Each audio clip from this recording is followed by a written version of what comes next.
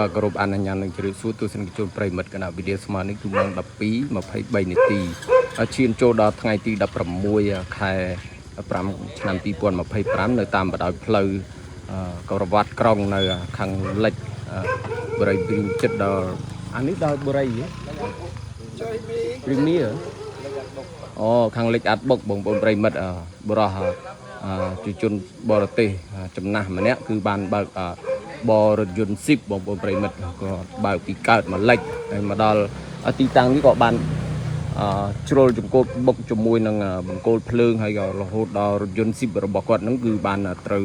កលាត់ផ្ងាជើងឡើងលើត្រូមេឃតែម្ដងបងប្អូនប្រិមិត្តបាទស្លាកលេខរថយន្តស៊ីបនេះដែលមានស្លាកលេខ 2BH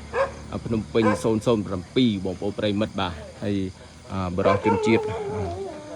បរទេសនេះគាត់អត់មានបាក់ដៃបាក់ជើងឯងគាត់របួសក្បាលបន្តិចបន្តួចបាទបងប្អូនប្រិមិត្តសំណាងមែនទែនបាទហើយក៏ឡាប់ឡើងខ្ទេចខ្ទីបាទយន្តមួយតម្លៃអូថ្លៃមែនទែនបាទរថយន្តស៊ីបនេះបាទបងប្អូនប្រិមិត្តយើងឃើញហើយថាការបង្កនេះគឺបង្កឡើងដោយខ្លួនឯង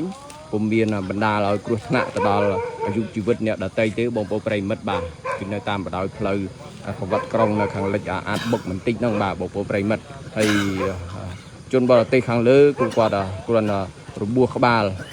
បន្តិចបន្តួចបាទបងប្អូនប្រិមិត្តហើយរងចាំខាងសមត្ថកិច្ចជំនាញនៃនគរបាលចរាចរណ៍ផ្លូវគោកក្នុងការដ្ឋាននគរបាលខេត្តសៀមរាបលោកអញ្ជើញមកដើម្បីធ្វើការវាស់វែងដោយសារគាត់បានប៉ះនឹងជាមួយបង្គោលភ្លើងរបស់រដ្ឋបំភ្លឺផ្លូវតែម្ដងបងប្អូនប្រិមិត្តបាទអញ្ចឹងបន្តិចទៀតសមត្ថកិច្ចជំនាញលោកមកទីតាំងនេះបាទបងប្អូនប្រិមិត្តដោយសារគាត់បើកបរពីខាងកើតមកលិចបាទហើយមកដល់ត្រង់ចំណុចភូមិ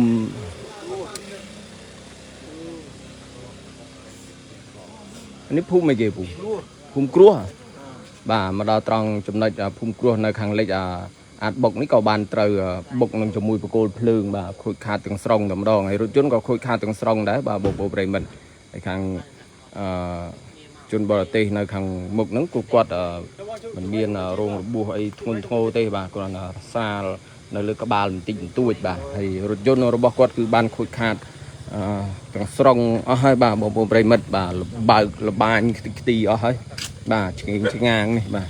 យើងឃើញបងប្អូនប្រិមិត្តនេះអូយមិនដឹងថាលបឿនគាត់បើកនៅលឿនប៉ុណ្ណាទេបាទនឹងតែគាត់បញ្ញាប់តាណាចេះសំណាងដែលអាយុជីវិតគាត់នៅថ្លៃបាទបងប្អូនប្រិមិត្តបាទ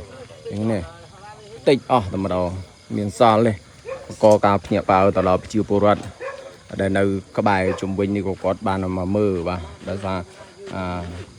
ការគ្រោះថ្នាក់នេះมันបណ្ដាលឲ្យគ្រោះថ្នាក់ទៅដល់អាយុជីវិតអ្នកដទៃគឺគាត់គ្រោះថ្នាក់ដោយខ្លួនឯងបងប្អូនប្រិមិត្តឥឡូវនេះខាងនគរបាលចរាចរណ៍ផ្លូវគោកលោកបានមកដល់ហើយបងប្អូនប្រិមិត្តបាទទីតាំងគឺនៅខាងលិចអាតបុកបាទបងប្អូនប្រិមិត្តគឺនៅតាមបណ្ដោយផ្លូវក្បាត់ក្រុងតែម្ដងគាត់បើកបរលបឿនលឿនមែនទែនពីកើតមកលិចមកដល់ត្រង់ចំណុចទីតាំងហ្នឹងក៏ត្រូវបានរេចង្កូតបុកនឹងបង្គោលភ្លើងហើយរហូតដល់រថយន្តគាត់ក្លាប់កាត់ផ្ងាតែម្ដងបាទបងប្អូនប្រិមិត្តមិនដឹងថាគាត់បើកបរដោយមានជាតិគ្រឿងស្រវឹងឬយ៉ាងណាបាទបងប្អូនប្រិមិត្តនេះជនបរទេសហ៎បងប្អូនប្រិមិត្តដោយគាត់បុកហើយបើសិនខ្មែរយើងបុកបើគាត់មានរបួសតិចតួចគាត់ហៅគ្នាគាត់មកដឹកយកខ្លួនគាត់ទៅបាត់ហើយឡានគាត់ទុកចោលហើយបាទបរទេសគាត់នៅទទួលខុសត្រូវបាទតាមអ្វីដែលយើងតែឃើញគឺបរទេសមិនងាយរត់ចោលកន្លែងទីតាំងដែលកើតហេតុទេបាទតែគាត់បុកឲ្យគាត់ទទួលខុសត្រូវគ្រប់យ៉ាងនៅក្នុងរឿងការគាត់ធ្វើខុសក៏ដោយត្រូវក៏ដោយគឺគាត់នៅទទួលខុសត្រូវបាទទម្លាប់របស់ពួកគាត់គឺអញ្ចឹងបាទបើខាងខ្មែរយើងវិញតាបុកហើយបាទតាជីឡានទៅនើបហើយសិតតាបាទអស់លោកមួយចំនួនហ្នឹងគឺប៉ាំងប្រុចបាទដែលនៅនឹងកន្លែងនេះបាទខ្ញុំសរសើរទឹកចិត្តខាងបរទេសមែនទេបាទគាត់គោរពច្បាប់គោរពវិន័យបាទគឺគាត់បើកបរខុសយ៉ាងណាក៏គាត់នៅស្ងៀមដែរគាត់អត់ទៅណាទៅណីទេគាត់រងចាំខាងសមត្ថកិច្ចសួរនាំអីឬគាត់ផ្ដល់ព័ត៌មានយ៉ាងម៉េចទៅលើសាច់រឿងហ្នឹងបាទបងប្អូនប្រិមិត្តបាទករណីនេះគឺថាគាត់